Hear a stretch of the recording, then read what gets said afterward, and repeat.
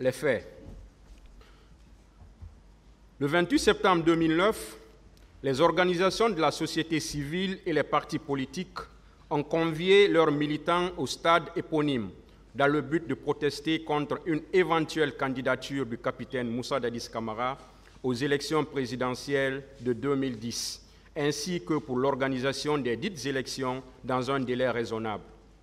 Répondant à cette invitation, malgré l'interdiction des autorités administratives, des milliers de Guinéens s'y sont rendus pour manifester leur désapprobation à toute velléité de candidature du chef de la junte, des membres du Conseil national pour la démocratie et le développement, CNDD, et ceux du gouvernement.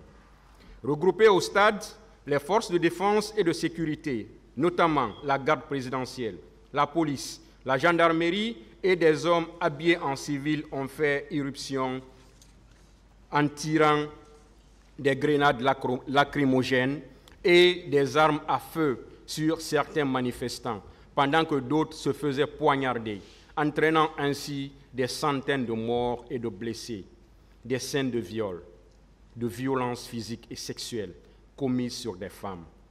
Les jours suivants ont été également perpétrés des enlèvements, séquestrations, actes de torture dans certains camps des forces de défense et de sécurité de la ville de Conakry, des actes de pillage des boutiques, magasins et domiciles des citoyens et leaders politiques. Suite à ces événements, 2 commissions, l'une nationale et l'autre internationale, ont été instituées pour identifier les victimes et les présumés auteurs des crimes et délits commis ce jour au stade du 28 septembre et les jours suivants dans la ville de Conakry. Sur la base des rapports des dites commissions, M. le procureur général, près la Cour d'appel de Conakry, a requis l'ouverture d'une information judiciaire qui a abouti à l'inculpation de certains militaires. Interrogés sur les faits, les accusés ont déclaré ce qui suit. 1. Le colonel Moussa Kégboro Camara a rejeté en bloc les faits mis à sa charge. Il a soutenu que le 28 septembre 2009, il a pris le départ, comme à son habitude, de son bureau 6 à côté du camp Alpha Yaya Diallo pour se rendre à son domicile à Dixine. Mais, a-t-il précisé, sur son chemin, au niveau de Bambeto, il a remarqué des attroupements de personnes qui l'ont applaudi et qu'il avait même tenté de les dissuader de manifester ce jour-là. Il a ajouté que dans son périple, au niveau de Dixine Terrace, très précisément, aux environs de 10 heures, une foule nombreuse l'a accueilli en l'ovationnant. Là aussi, il a tenté de sensibiliser les manifestants de surseoir à leur mot d'ordre, car cette date du 28 septembre est non seulement historique, mais aussi elle a été déclarée par les autorités publiques fériée, chômée et payée. Faute de haut-parleurs, a-t-il dit, il était pratiquement inaudible du fait des cris des manifestants. C'est en ce moment qu'il a été conseillé par un monsieur de rejoindre les leaders qui étaient en ce moment en face de l'université Gamal Abdel Nasser de Conakry. Avec eux, a-t-il renchéri, les discussions n'étaient pas tendres au début, car il les a informés que de l'autoroute Le Prince jusqu'à Dixine, tout était pratiquement cassé et qu'il était nécessaire pour la paix publique de reporter cette manifestation. Mais M. Sidia Touré a répliqué en ces termes. On est en République, on peut tout casser aujourd'hui et reconstruire demain. Il a précisé en outre que Selouda Lengalo s'est montré plus conciliant et, avec lui, ils sont parvenus à un compromis consistant à faire libérer tous les manifestants interpellés et, de leur côté, ils prenaient l'engagement de reporter la manifestation. C'est en ce moment-là, a-t-il argué, qu'il est rentré à domicile pour prendre son petit déjeuner avant de ressortir pour emprunter l'autoroute Fidel Castro et que juste au niveau de Yimbaya, qu'il a reçu un appel radio l'informant de l'irruption d'un groupe de bérets rouges au stade, à sa tête le commandant Aboubakar Diakité Ditumba, qui tirait avec des armes à feu. Aussitôt, a-t-il insisté, avoir rebrouché chemin avec tout le risque que cela comportait, surtout connaissant Toumba, le commissaire Farimba lui a interdit d'entrer au stade pour ne pas se faire tirer dessus. Mais il y a foncé et la première personne qu'il a rencontrée, c'était le président Selouda Lengalo, avec des entailles sur la tête. Quant à Jean-Marie Doré, il était à terre et des hommes en uniforme lui administraient des coups. Dans l'enceinte du stade, il a martelé avoir pu extirper des leaders politiques tels que Selouda Lengalo, Baouri et Jean-Marie Doré pour les transporter d'abord à la clinique Ambroise Paré, où ils ont reçu des menaces des bérets rouges qui étaient toujours avec Toumba, puis a réussi à les transporter à l'hôpital du camp Samori Touré.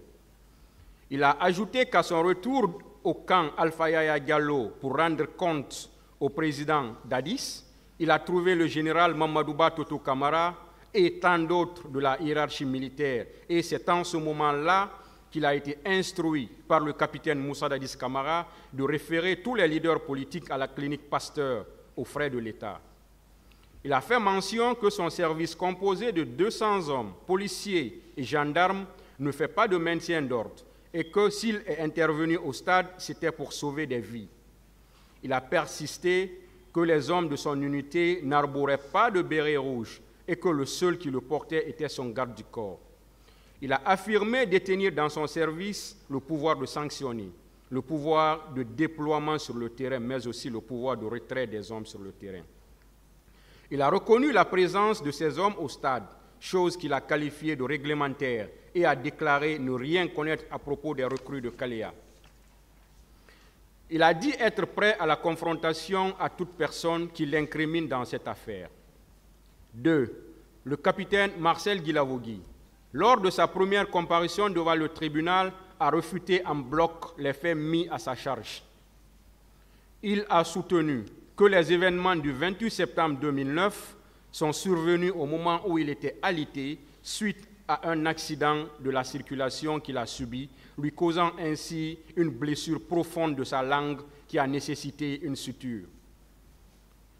Il ajoute qu'il a bénéficié des soins à la clinique Ambroise Paré et, sur les recommandations du médecin, un temps de repos lui a été prescrit. C'est ce qui a justifié d'ailleurs son absence aux côtés du président Moussa Dadis Camara lors du voyage de l'abbé. Il soutient avoir été interpellé par les gendarmes, non pas à cause des événements du 28 septembre 2009, mais plutôt des faits de rébellion. S'il dément formellement tous ceux qui déclarent l'avoir vu sur la scène de crime, il reconnaît cependant avoir en sa possession comme dotation un fusil automatique du type Kalachnikov et un pistolet Colt 45. À l'audience du 10 juin 2023, rétractant les déclarations qu'il a tenues lors de sa première comparution à la barre du tribunal, capitaine Marcel Guilavogui a sollicité sa reprise de parole pour livrer, selon lui, sa part de vérité.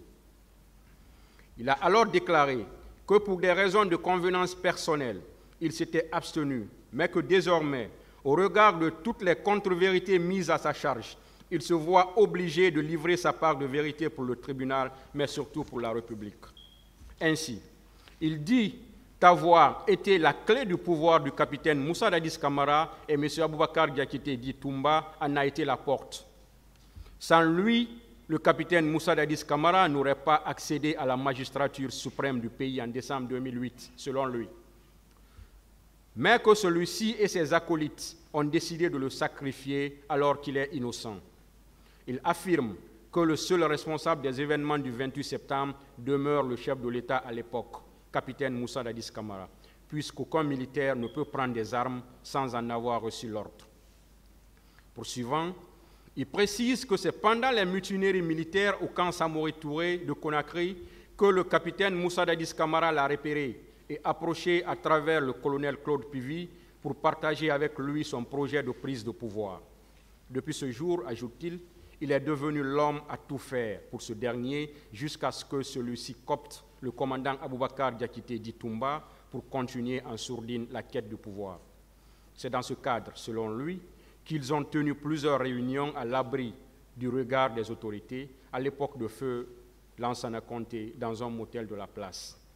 Il explique que le jour du décès de feu général Lansana Conté, il était à domicile lorsque Kareka, le premier chauffeur du capitaine Moussa Dadis Camara, l'a informé de ce décès.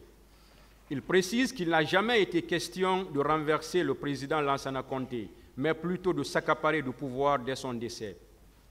C'est ainsi qu'ils ont rallié le motel où Aboubakar Diakité Di Toumba a annoncé ce décès au capitaine Moussa Dadis Camara. Il ajoute que certes, Kélétigui Faro, son ami, était présent, mais celui qui l'a informé, c'était bel et bien Aboubakar Diakité Di Toumba. Aussitôt, déclare-t-il, Aboubakar Diakité Di Toumba et lui se sont concertés et ont demandé au capitaine Moussa Dadis Camara de rentrer à son domicile, Sise, à Lambagny, pour se préparer à les rejoindre au camp Alpha Yaya Diallo. Il précise que tous les généraux voulaient accéder au pouvoir, mais l'autre aspect de leur stratégie, qui avait consisté à faire rallier à leur cause la plupart des jeunes militaires, a permis de contrer ces velléités au profit du capitaine Moussa Dadis Camara. D'ailleurs, ajoute-t-il, la réunion au cours de laquelle la désignation du capitaine Moussa Dadis Camara a été actée comme président fut dominée par la présence très remarquée d'Aboubacar Diakité Di Toumba qui, grâce à son charisme, a fait rallier tous les grands officiers à la cause de son patron. Il informe que s'agissant du régiment, il était composé de plusieurs bataillons s'occupant à l'époque de la garde présidentielle, puisqu'elle était composée de la garde rapprochée, mais aussi de la garde éloignée, chargée d'alerter à distance d'une menace éventuelle. Il continue que les colonels Aïdorba et Sa Alphonse Touré ont été arrêtés sur ordre du capitaine Moussa Dadis Camara lui-même, et depuis lors, il n'avait pris aucun acte pour les remplacer. Il déclare que le nommé Foromo est un féticheur qu'il a découvert à travers le capitaine Moussa Dadis Camara à Sonfonia, où Aboubakar Diakité Di Toumba, Mohamed Kondé Di Escobar, le commandant du salon, le capitaine Moussa Dadis Camara et lui ont pacté de ne jamais se trahir. Parallèlement à la garde rapprochée, précise-t-il, commandée par Aboubakar Diakité Di Toumba, capitaine Moussa Dadis Camara a constitué une autre garde pour effectuer ses missions personnelles. Celui-ci était composé de Joseph Makambo Loa, chargé des opérations du chef de l'État, Gono Sangaré, intendant et chargé du recrutement au camp de Kaléa, Théodore, qui se trouvait au Burkina Faso avec capitaine Moussa Dadis Camara, et Begré, alors commandant du camp Koundara. Il reconnaît avoir constaté aussi l'arrivée des recrues de Kaléa à la présidence sous la direction du nommé Joseph Makambo Loa. Il affirme qu'en clair, le général Sekouba Konaté n'a aucun lien avec les événements du 28 septembre 2009, que capitaine Moussa Dadis Camara tente de lui régler les comptes en l'accusant. Il précise que le 27 septembre 2009, le capitaine Moussa Dadis Camara était bel et bien à Conakry, puisque sur instruction du général Sekouba Konaté, Aboubakar Diakité Di Toumba et lui ont présidé la cérémonie de soutien que la communauté Toma avait organisée à l'honneur du capitaine susnommé. Dans la matinée du 28 septembre 2009, il déclare avoir vu au salon Moussa Dadis Camara, très en colère, en s'adressant à sa garde parallèle dans un ton menaçant et ferme. Mais, vu son état de convalescence, précise-t-il, qu'il a décidé de partir et il s'est, de son plein gré, rendu dans la chambre d'Aboubacar Diakité Di Toumba pour le réveiller et lui faire part de la situation dans laquelle il a trouvé capitaine Moussa Dadis Camara. À leur arrivée dans la chambre de ce dernier, ils l'ont vu donner des ordres à Makambo de se rendre au stade pour mater les leaders politiques, ajoute-t-il. Immédiatement, selon lui, Aboubakar Diakité Di Toumba a interdit à la garde officielle de sortir et a ordonné que Moussa Dadis Camara soit également interdit de sortir. Il ajoute qu'il a rejoint son domicile familial où il a décidé de sortir promener son père frappé par un accident cardiovasculaire AVC. Étant juste au carrefour Panival, dit-il, il a aperçu le cortège du président Dadis qui passait en direction de la ville quand un de ses amis du nom d'Ibrahima Sori, Ousmane Souma, dit Tyran, décédé en 2022, l'informait que c'est Makambo qui dirigeait la mission et que Toumba l'avait suivi dans sa voiture personnelle en compagnie d'un civil. Il déclare que pour le respect du pacte scellé entre eux sur le fétiche sacré chez Foromo, il a pris la résolution de partir à leur recherche en prenant l'autoroute où il a observé à distance un dispositif impressionnant sur le pont de Madina qui ressemblerait à celui du capitaine Moussa Dadis Camara. Dans l'enceinte du stade, La première personne qu'il a reconnue, informe-t-il, c'était Aboubakar Diakité dit Toumba, qu'il voyait donner des coups de pied aux militaires qui s'attaquaient à la population civile. Personnellement, poursuit-il, il déclare avoir vu un militaire qui donnait des coups aux leaders politiques qu'il a tenté de maîtriser, mais en vain. Il précise avoir croisé le colonel Moussa Kégboro Kamara et Aboubakar Diakité dit Toumba à la clinique Ambroise Paré et il s'était verbalement attaqué au premier qu'il voulait arrêter. Et lorsque les hommes de celui-ci ont tenté de riposter, il a menacé de dégoupiller sa grenade. Il informe qu'Aboubakar Diakité dit Toumba est descendu en ce moment de sa voiture pour l'en dissuader, puis il s'est rembarqué dans son véhicule en direction de la gendarmerie avant de rejoindre le camp Alpha Yaya Diallo. Il précise que dès le départ d'Aboubakar Diakité dit Toumba, il l'a suivi. Il affirme qu'avant les événements du 28 septembre, il était simple garde au niveau de la présidence et qu'il n'y avait jamais eu de mauvais rapport entre commandant Aboubakar Diakité et lui durant toute la transition. Il insiste que la présence d'une troupe venue du camp Kaléa est bien une réalité, car quelques jours avant les événements du 28 septembre 2009, celle-ci était présente au camp Alpha Yaya Diallo et entretenue par feu Joseph Makambo Loa sur instruction du capitaine Moussa Dadis Camara. Il précise que c'est constant, que s'il disposait d'une troupe, telle que soutenue par certains, il ne serait jamais rentré au camp en l'abandonnant, car cette attitude n'est pas digne d'un chef militaire. Il précise également avoir aperçu au stade le feu Joseph Makambo Loa, qui était facilement reconnaissable à cause de sa petite hache qu'il portait régulièrement sur lui au moment où Begré faisait irruption dans le stade avec ses hommes. Selon lui, il n'a pas perdu plus de 10 minutes dans le stade où il n'a ni vu de corps, ni agressé, encore moins violé quelqu'un. Il déclare que le seul responsable de la planification et de l'exécution du plan des massacres est le capitaine Moussa Dadis Camara, pour la simple raison que c'est lui qui a recruté des jeunes soldats venus de Kaléa, les a habillés, armés, puis transportés dans des bus pour infiltrer les manifestants. Il précise que d'ailleurs, dans le feu de l'action, il a vu le colonel Moussa Kégboro Kamara et ses hommes en train de molester le président Mamadou Cellou Dalein Diallo, chose qui l'a irrité et l'a poussé à le suivre pour l'arrêter. Il dit qu'il ignore totalement l'endroit où les corps ont été enfouis, que Moussa Dadis Camara est la personne la mieux indiquée pour le dire, car c'était lui le président à cette époque-là. Les instructions aussi provenaient de lui. S'agissant des pillages, il affirme qu'ils étaient perpétrés par les hommes de Moussa Kégboro Kamara, qui disposait d'ailleurs de plusieurs véhicules au niveau de son unité, mais aussi des cellules de détention. Et pour preuve, il a lui-même dit au cours de son interrogatoire qu'il avait arrêté des bérets rouges et qu'il a gardé pendant plusieurs jours et que cela avait irrité d'autres au camp. Il déclare qu'il n'a jamais constaté ce jour-là dans le comportement du colonel Claude Pivy des actes de violence exercés sur qui que ce soit. 3. Aboubakar Diakité dit Toumba a déclaré à la barre qu'il a connu le capitaine Moussa Dadis Camara alors qu'il était médecin-chef du service de cardiologie de l'hôpital du camp Samori Touré et le capitaine travaillait à l'intendance. Il a expliqué que dès leur premier contact, le capitaine Moussa Dadis Camara lui a fait part de son intention de prendre le pouvoir à la mort du général Lansana Conté et qu'il pouvait compter sur des jeunes militaires comme lui. Pour arriver à leur fin, a-t-il affirmé, une stratégie a été élaborée consistant à anéantir toutes autres velléités, pouvant les empêcher.